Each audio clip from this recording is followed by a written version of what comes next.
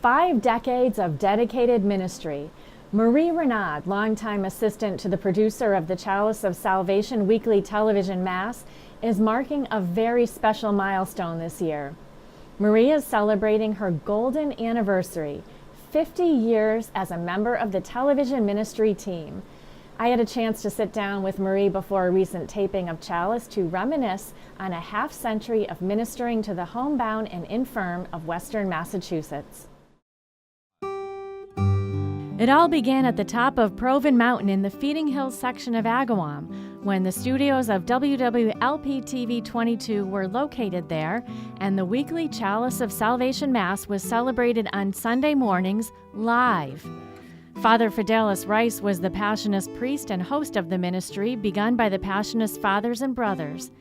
It was 1969 when the former Marie Mazzio began dating Alberic Renaud, an accomplished photographer who would take pictures for Chalice.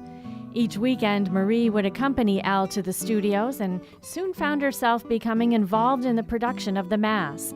The two were married in 1970. When I started, there was Father Fidelis Rice, and of course Bishop Weldon, and each week there would be somebody different coming up. They had many priests, and they had no trouble getting a priest on Sunday morning to come up. What was it like to work with Father Fidelis, because he was the founder? Oh yes, he was wonderful.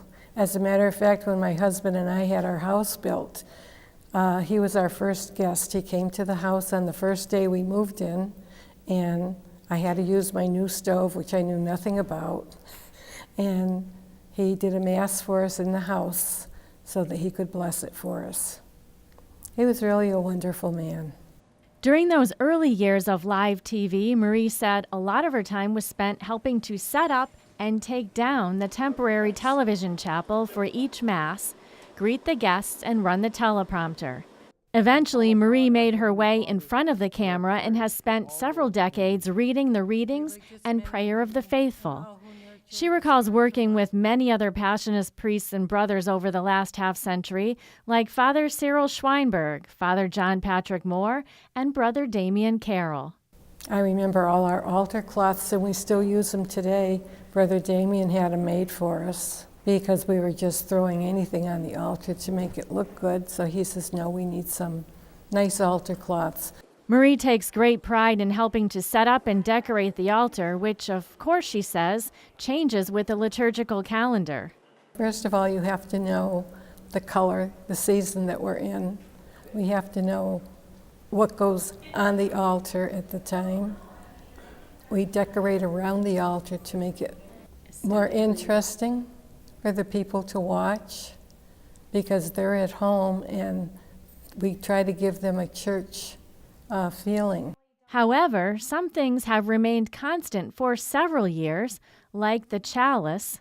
We still have the original chalice, and on the chalice it says Chalice of Salvation, and it is a silver chalice. Absolutely beautiful.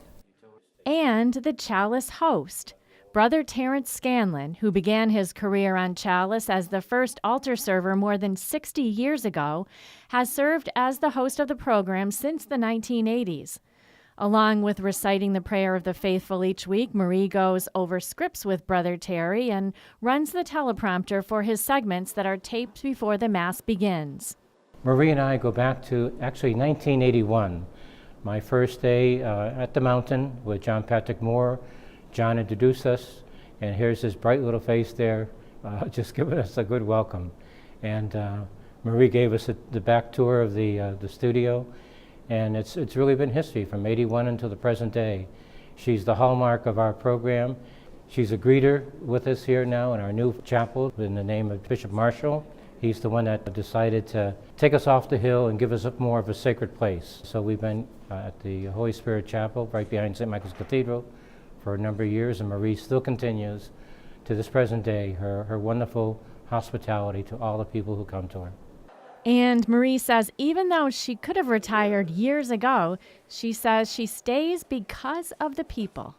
It's just something that you see how people come to you and say thank you.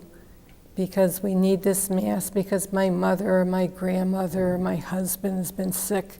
They can't get out to go to Mass, and this is a wonderful thing for them. And we listen to this all the time. People stop us on the streets.